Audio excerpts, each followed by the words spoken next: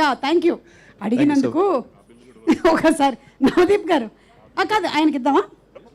మీ ఇద్దరిలో కల్లా senior, మనందరికన్నా senior హర్షనే కాబట్టి వయసులో. ఒకసారి ఇక్కడ రండి హర్ష గారు. ఇలా వైస్ టాపిక్ వస్తుంది అనుకోలేదు. చెప్పండి. It's a very wise topic. Wise topic nice topic. Yes చెప్పండి, ఏంటి మీరు ఇందులో చాలా విలనిజం, అసలు హర్షవర్ధన్ అంటే చాలా సాఫ్ట్. అది ఒరిజినల్ క్యారెక్టర్ ఇందులో పెట్టారు డైరెక్టర్ గారు. అందరికీ నమస్కారం అండి. సుమ గారికి ఒక విషయం ఫస్ట్ చెప్పాలనుకుంటున్నాను సభాముఖంగా. మామూలుగా ఎవరైనా మాట్లాడుతున్నప్పుడు లాస్ట్లో ప్రేక్షకులు మీరు చప్పట్లు కొట్టాలి అని అడగడం జరుగుతుంది. దానికి 2 కేటగిరీస్. ఒకటి విషయం లేనోళ్ళు, అంటే వాళ్ళు ఏం మాట్లాడినా ఎవరు చప్పట్లు కొట్టరనమాట. ఇప్పుడు నాకు కొట్టినట్టు మీరు అది కొట్టారా.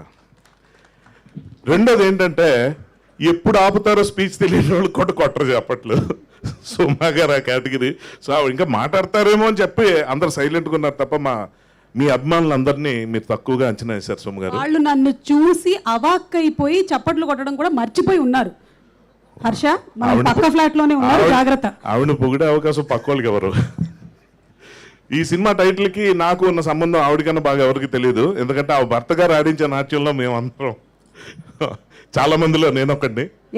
అండ్ ఫస్ట్ ఆఫ్ ఆల్ ఈ ఈవెంట్లో దొరసాన్ని టీంని చూడటం చాలా సంతోషంగా ఉంది.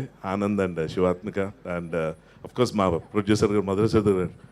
సో కేవీఆర్ గారు అంటే నాకు ఆ సినిమా నుంచే అఫ్ కోర్స్ ఎవరికైనా ఇష్టం. అటువంటి సినిమాలో నేను చేయలేకపోయినా ఫీలింగ్ ఆ మూవీ చూసినప్పుడు నాకు కలిగింది.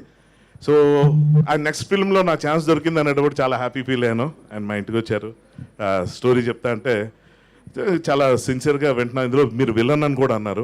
అదిరిపోయింది. ఇలాంటి ఇంత సీరియస్ డైరెక్టర్ ఫిల్మ్లో విలన్గా చేయడం అంటే చాలా మంచి విషయం. థ్యాంక్ గాడ్ అనుకున్నాను. అక్కడి నుంచి ఆయన స్టోరీ చెప్పడం స్టార్ట్ చేశారు. అప్పుడు స్టార్ట్ అయిందండి నరకం. నాకేమో నవ్వు వస్తుంది, ఆయన ఏమో చాలా సీరియస్గా చెప్తున్నారు. ఇది చాలా సీరియస్ ఫిల్మ్ అని అనుకుంటున్నాను. సో ఆ టైంలో నవ్వకూడదని నవ్వు కంట్రోల్ చేసుకుంటే ఇంకా నా వల్ల కాక, సార్ ఈ సీన్లు ఏంటి ఇలా ఉన్నాయి, నవ్వు వస్తుంది అంటే ఇది కామెడీ ఫిల్మ్ అన్నాడు. ఇది ఫస్ట్ జర్క్. సో ఇంత సీరియస్ డైరెక్టర్ దగ్గర నుంచి ఇంత ఎంటర్టైనింగ్ ఫిల్మ్ వస్తుందని అప్పుడు నేను అనుకున్నట్టే ఇప్పుడు చాలామంది అనుకోరు. వాళ్ళందరికీ ఈ ఫిల్మ్ పెద్ద సర్ప్రైజ్ అవుతుంది.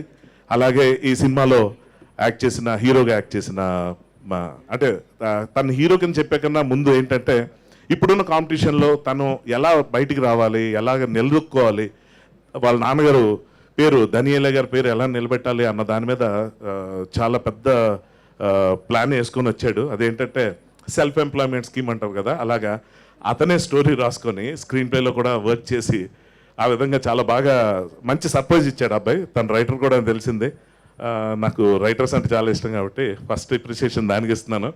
అండ్ చాలా విచిత్రం ఏంటంటే ఇటువంటి ఫిల్మ్స్లో చాలా క్యారెక్టర్స్ ఉన్నాయి, కానీ అదేదో ప్యాడింగ్ కోసం చాలామంది పెట్టేస్తుంటారు నోటెడ్ యాక్టర్స్ అందరినీ.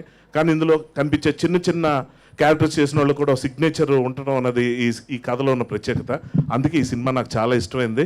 అండ్ మోరోవర్ ఈ సినిమా ఇక్కడికి వచ్చిన తర్వాత నాకు తెలిసింది ఏంటంటే ఇదో మ్యూజికల్ ఫిల్మ్ అని కూడా నాకు వివేక్ సాగర్ ఎందుకు పెట్టారో అర్థమైంది. Songs were really surprising KVR గారు. నేనైతే ఎక్స్పెక్ట్ చేయలేదు.